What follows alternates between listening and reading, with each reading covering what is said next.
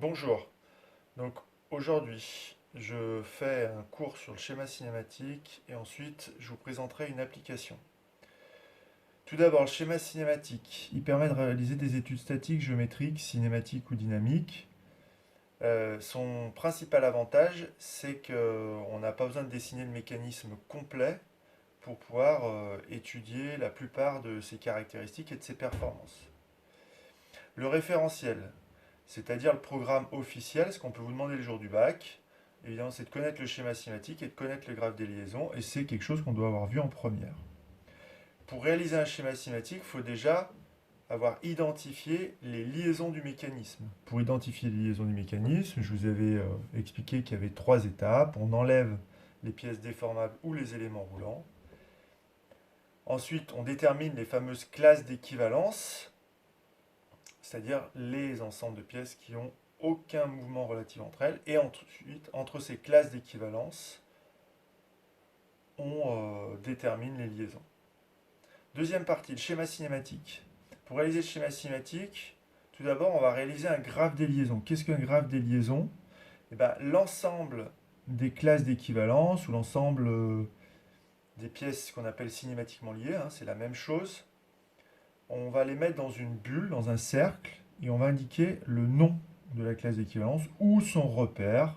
Exemple, par exemple, le, pour ce qui est du moteur thermique, ben, S0, on peut l'indiquer donc le repère S0 correspondait au nom Carter.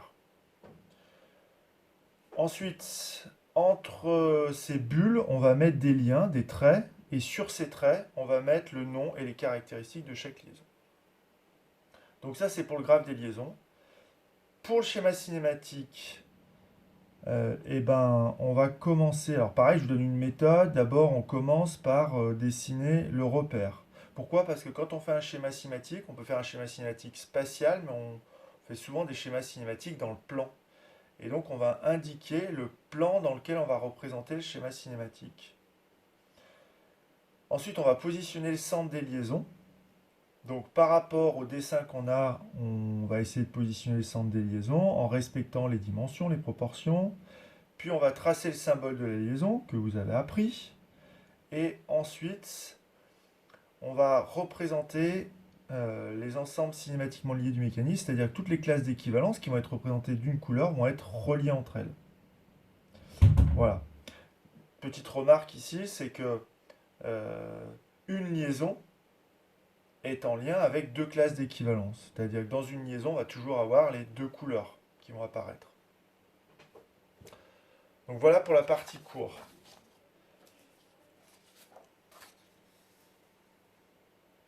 Partie exercice.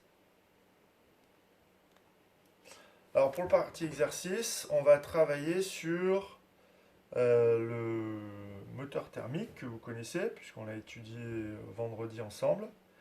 Et puis je vais commencer avec vous par faire le graphe des liaisons.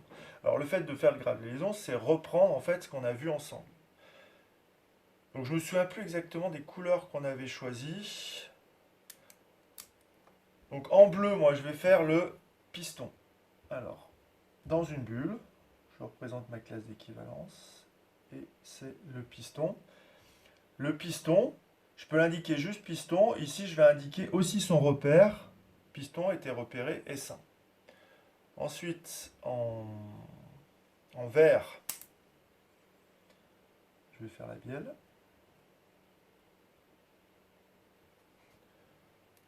En rouge, le vilebrequin.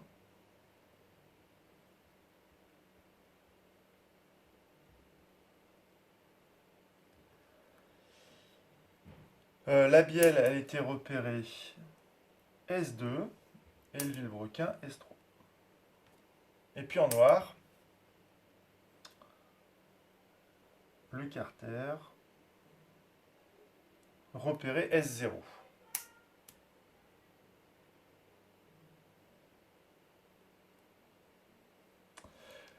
Entre le Carter et le piston, on a une liaison, c'est la liaison